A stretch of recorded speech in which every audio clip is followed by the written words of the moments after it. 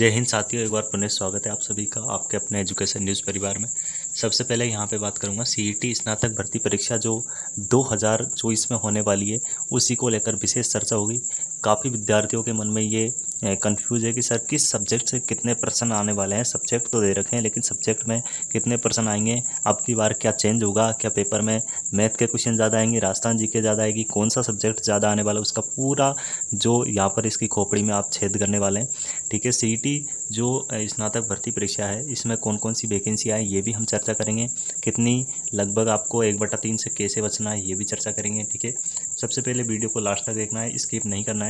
Skip कर दोगे तो मेरा भाई कुछ भी समझ में नहीं आने वाला है। और जो 40% की बात कर रहा है ना कि 40% आराम से आ जाएंगे, 40% मेरे भाई बिल्कुल आसान नहीं है, क्योंकि बहुत ही कठिन काम है। इस वजह से बोल रहा हूँ कि वीडियो को ध्यान से सुना है और ध्यान से समझना है। ठीक है, सबसे पहले मैं यहाँ पे बात करता हूँ कि जिस भी भाई को मैंने जो कल लिंक भेजी थी, यानी कि हमारे ट्विटर पे भी लगभग आपको सभी प्रकार की वहाँ पे न्यूज़ मैंने डाल दी है ऑलरेडी। जो हमारे ट्विटर पे जुड़ रहे हैं उनको ये पता थी, ठीक है, उनको देखने की ज़रूरत नहीं है वीडियो, लेकिन फिर भी एक बार आप वीडियो को देख लीजिए। चैनल पर पहली बार आए चैनल को सब्सक्राइब कर लेंगे नए मेंबर। ठीक है, सबसे पहले मैं यहाँ पर बात करूँ कि जो सीईटी भर्ती परीक्षा है उसमें लगभग पहले की बात करूँ मैं, पहले कितनी कट ऑफ गई थी तो कट ऑफ भी देख लेंगे। यहाँ पे 8 लाख व्यक्तियों ने पहले फॉर्म भरे थे। ठीक है, 8 लाख में से 4.5 लाख व्यक्ति पास किए गए थे और वो भी 40% से ऊपर। तो कंपटीशन तो दोस्तों बहुत है, कंपटीशन इसमें बहुत रहने वाला है। ठीक है, लेकिन फिर भी बात करूँ मैं कि 1/3 मार्किंग रहेगी, नेगेटिव मार्किंग रहेगी, तो उसके हिसाब से चले तो पेपर थोड़ा सीधा आएगा, ऐसा तो आप सोचना मत। क्योंकि 1/3 मार्किंग है तो इस प्रकार से, क्योंकि अधीनस्थ बोर्ड है हमेशा पेपर टाइट बनाती है, इसमें कोई भी दोहरा नहीं। ठीक है, तो मैं यहाँ पे अब बात करूँगा कि इसमें कौन कौन सी वैकेंसी है। सबसे पहले भाई,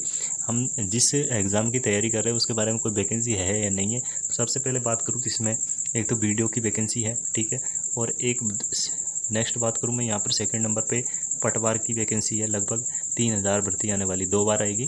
ठीक है, तीसरे नंबर पर जो छात्रावास अधीक्षक की भी इसमें भर्ती है, सेकंड ग्रेड की इसमें छात्रावास अधीक्षक की भर्ती है। चौथे नंबर पर एलडीसी की भर्ती है, जो आज नोटिफिकेशन निकल चुका है। ठीक है, पाँचवें नंबर पर यहाँ पर बात करूँ तो लिपिक जो ग्रेड होता है, शीघ्र लिपिक ग्रेड, उसकी भी कुछ भर्तियां हैं। ठीक है, इस तरीके से बात करूँ, एक भर्ती यहाँ पर जो लगभग बात करें कि 21,000 पे निकालेंगे, तो उसमें एक दे रखी है कमांडर जूनियर असिस्टेंट। ये किस आधार की भर्ती है? ये पुलिस विभाग से भर्ती है, क्योंकि जो 5500 पद आए वो 10+2 में है, और एक जो नए पद हैं वो एसआई की भर्ती भी आएगी। क्योंकि जो एसआई की भर्ती है दोस्तों, एसआई की भर्ती के लिए कोई अलग से सीईटी नहीं देना पड़ेगा, तो सीईटी के लिए अलग से कोई ऐसा कोई चार्ज नहीं है कि भाई आपको सीईटी के लिए अलग से, यानी कि एसआई भर्ती परीक्षा है तो एसआई भर्ती में सीईटी नहीं लगेगी। ठीक है, तो एसआई में आपको वहाँ पे ऑलरेडी 2 एग्ज़ाम होते हैं, प्री प्लस मेंस। ठीक है, तो वहाँ पे कोई आपको दिक्कत नहीं है। सबसे पहले यहाँ पे देखेंगे हम कि इसमें 9 कुल भर्तियां हैं। ठीक है, 1-2 भर्तियां मैं आपको पीडीएफ के अंदर बता दूंगा अभी। ठीक है, जैसे कि अब हम बात करें कि कौन कौन से सर इसमें पेपर हैं, जैसे कि 7 जनवरी को पेपर हुआ था और एक पेपर हुआ था 8 जनवरी को। ठीक है, एक तो 7 जनवरी को हुआ था और एक 8 जनवरी। इस बार जो 27 सितंबर को होंगे, 27, 28 और 29 और 30, यानी कि 4 दिन पेपर होंगे, लगभग 8 पेपर होंगे। तो यानी कि फॉर्म इस बार 8 से 10 लाख फॉर्म भरे जाएंगे। ठीक है, तो कट ऑफ बहुत आ ही जाने वाली है मेरे हिसाब से। ठीक है, सबसे पहले बात करूँ कि इसमें 1/3 मार्किंग ये मैंने बता दी है। अब देखिए मुद्दे पे आते हैं। ठीक है, यहाँ पे बात करें दोस्तों, जो सीईटी स्नातक की वैकेंसी है, सीईटी स्नातक की 7 जनवरी को एक पेपर हुआ था। फर्स्ट शिफ्ट का जो पेपर हुआ था उसमें इतिहास का ओनली सिर्फ एक ही प्रश्न आया था। सेकंड चरण मैंने सेकंड शिफ्ट में 7 क्वेश्चन डाल दिए, और फिर जैसे 8 जनवरी को पेपर हुआ उसमें 4 क्वेश्चन आए। तो यानी कि हिस्ट्री का कोई भरोसा नहीं है। फिर भी मैं बात करूँ कि इसमें कौन से टॉपिक सर आप इंपॉर्टेंट बता रहे हो, तो वो बता दीजिए। ठीक है, तो इसमें मुगल काल आपको अच्छे से पढ़ना है, मुगल काल इसमें अच्छे से पढ़ लेना है। मुगल काल के 2 से 3 प्रश्न आपको यहाँ से 100% मिल जाएंगे, और बता रहा हूँ मिला लेना 2 से 3 प्रश्न मुगल काल के। और एक जो गांधी जी वाला टॉपिक है, जैसे कि सत्याग्रह आंदोलन, 1857 की क्रांति, आधुनिक हिस्ट्री है, उसे अच्छे से पढ़ना है। ठीक है, नेक्स्ट बात करें हम, भाई हिस्ट्री में किसी को दिक्कत तो नहीं है ना? ठीक है, बता देना कमेंट करके सर हमें कोई सा टॉपिक बताना है। राजस्थान का इतिहास सबसे ज़्यादा जो फोकस करना है आपको, इसमें भी मॉडर्न हिस्ट्री को करना है। ठीक है, मॉडर्न हिस्ट्री जैसे कि 1857 की क्रांति है। ठीक है, एकीकरण है। और सेकंड बात करूँ मैं, जैसे कि प्रजामंडल है। ठीक है, यहाँ पर जैसे 1857 क्रांति होगी, एकीकरण, प्रजामंडल, किसान आंदोलन, ठीक है। यहाँ पे जयपुर का इतिहास, इस तरीके से कुछ 4 से 5 टॉपिक है। तो राजस्थान के इतिहास में जैसे फर्स्ट अगर हमने 11 से 12 क्वेश्चन आ रहे हैं, तो एवरेज बात करें हम 11 से 12 क्वेश्चन, ठीक है। तो राजस्थान के इतिहास को भी अच्छे से पढ़ना है। राजस्थान की कला संस्कृति से काफ़ी 15 से 20 क्वेश्चन आएंगे, ठीक है, क्योंकि पहली शिफ्ट में देखिए 24 क्वेश्चन आए थे, सेकंड चरण में 15, फिर इसी प्रकार से 8 जनवरी को आता है तो 16 क्वेश्चन आए, 20 क्वेश्चन आए। तो राजस्थान की कला संस्कृति को अच्छे से पढ़ना है, ठीक है भाई, इससे ज़्यादा प्रश्न पूछेंगे, ठीक है। नेक्स्ट बात करूँ मैं यहाँ पे, जैसे कि भारत का भूगोल है, भारत के भूगोल से 10 क्वेश्चन 9 क्वेश्चन, यानी कि इससे फिक्स होते हैं, 9 से 10 क्वेश्चन फिक्स आते हैं, तो इसको भी अच्छे से पढ़ना है, ठीक है। राजस्थान के भूगोल को तो अच्छे से पढ़ना है, क्योंकि इसमें करंट जोड़ा जाएगा, करंट से संबंधित प्रश्न आएंगे लगभग 20%, 20 से प्लस ही प्रश्न मान लीजिए आप राजस्थान के भूगोल में। राजस्थान के भूगोल में 20 क्वेश्चन प्लस आ सकते हैं, हाँ। और राजस्थान पर विशेष बल के साथ में, यानी कि राजनीतिक व्यवस्था, पॉलिटिकल दोनों, इंडिया वाली राजस्थान वाली दोनों पढ़नी है आपको, ठीक है। नेक्स्ट बात करूँ जैसे कि यहाँ पे जो भारत में राजस्थान की अर्थव्यवस्था है, इसमें जैसे कि बात करूँ पहली शिफ्ट में 12 क्वेश्चन आए थे, फिर दूसरे में 15 क्वेश्चन आए, इस तरीके से 13 आए, फिर 17 आए। तो यानी कि अब इसमें क्या पढ़ना है सर? सबसे पहले राजस्थान की अर्थव्यवस्था में आपको जो CET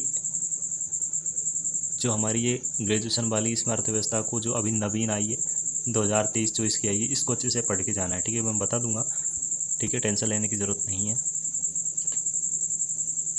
पॉलिटिकल भाई आपको जैसे भारतीय संविधान है, मौलिक अधिकार है, राष्ट्रपति, राज्यपाल, विधानसभा, लोकसभा, राष्ट्रपति, उपराष्ट्रपति, न्यायालय, ये संबंधित टॉपिक आपको अच्छे से क्लियर करने हैं, क्योंकि ये ज़्यादा टाइट आता है इसमें, ठीक है, ये काफ़ी अच्छा टॉपिक है।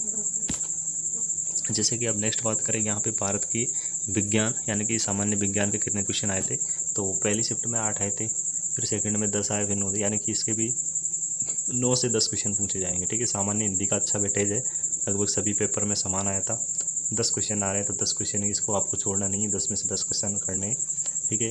अंग्रेजी ग्रामर के भी 10 क्वेश्चन, यानी कि भाषा के कुल मिलाकर 20 क्वेश्चन हो रहे हैं। कंप्यूटर में 4 से 5 क्वेश्चन आ रहे हैं, जैसे कि 5 से 6 क्वेश्चन आ रहे हैं, ठीक है, 5 से 6 क्वेश्चन आ रहा है। तो भाई कंप्यूटर को देखिए, अब मैं बताऊंगा एंड में आपको किस तरीके से कौन से सब्जेक्ट से अधिक पढ़ना है और कहाँ से मतलब कि अंक प्राप्त करना है, किस सब्जेक्ट को छोड़ना है, क्योंकि मात्र हमारे पास में अब यहाँ पर 42 दिन बचे हैं दोस्तों। 42 दिन में आपको मैं बता सकता हूँ कि 40% अंक, यानी कि 120 अंक मैं लेकर आप बता सकता हूँ, गारंटी है।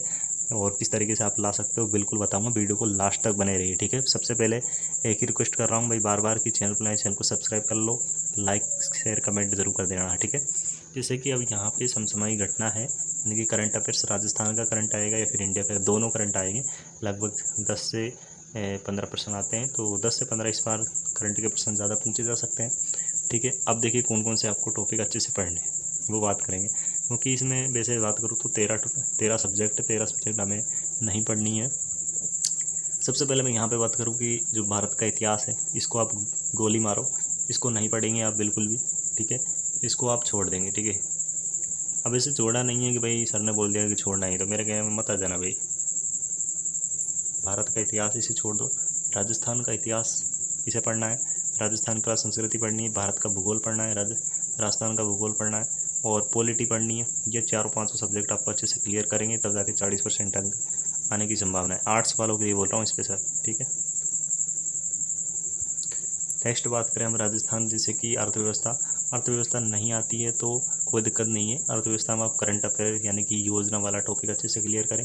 विज्ञान नहीं छोड़ना है, गणित और रीजनिंग, गणित के क्वेश्चन 5 आएंगे और रीजनिंग के लगभग 10 क्वेश्चन आएंगे। हो सकता है इस बार 10 क्वेश्चन गणित के आ जाए, 5 रीजनिंग के आ जाए, ठीक है, ये चेंज होगा इसमें, गणित और रीजनिंग। हिंदी को अच्छे से करना है, अंग्रेजी ग्रामर को कोई दिक्कत नहीं है, आप पढ़ेंगे नहीं तो कोई दिक्कत नहीं है यहाँ पे, ठीक है। अंग्रेजी ग्रामर को छोड़ सकते हैं, कंप्यूटर छोड़ सकते हैं, करंट पढ़ना है भाई, करंट को अच्छे से वेटेज करना है। और प्रत्येक चरण में पूछे गए प्रश्नों की संख्या थी, इस तरीके से कुछ प्रश्न पूछे गए। अब मैंने बता दी है कि आप किस तरीके से प्रश्नों को तैयार कर सकते हैं, किस प्रकार से इनको जो मैंने बांटा है, कहा आपको मतलब कि जो जानकारी अच्छी लगी हो तो वीडियो को लाइक करना, क्योंकि वीडियो को जैसे कि आप देखेंगे तो दोबारा सुन सकते हैं किस चरण में किस तरीके प्रश्न पूछे गए, ठीक है। आगामी इसके फॉर्म यानी कि 9 अगस्त से फॉर्म यानी कि कल स्टार्ट हो चुके हैं, फॉर्म जाकर भर लीजिए। सबसे पहले फॉर्म के लिए आपको क्या क्या चाहिए वो भी बताऊँगा, पूरी जानकारी बताऊँगा मैं। फॉर्म के लिए आपको सिंपली यहाँ पे बात करूँ तो फॉर्म के लिए जैसे कि आपको OTR होगा, जिसमें आपका आधार कार्ड एक फ़ोटो, सिग्नेचर और इस तरीके से कुछ आपको OTR किया जाएगा, ठीक है। उसके बाद में आधार कार्ड को अच्छे से अपडेट कर लेना, क्योंकि भाई आधार कार्ड चलेगा जो सेंटर पे आप ले जा रहे हो, ठीक है। बाकी जो चर्चा है दोस्तों वो हम नेक्स्ट वीडियो में करेंगे।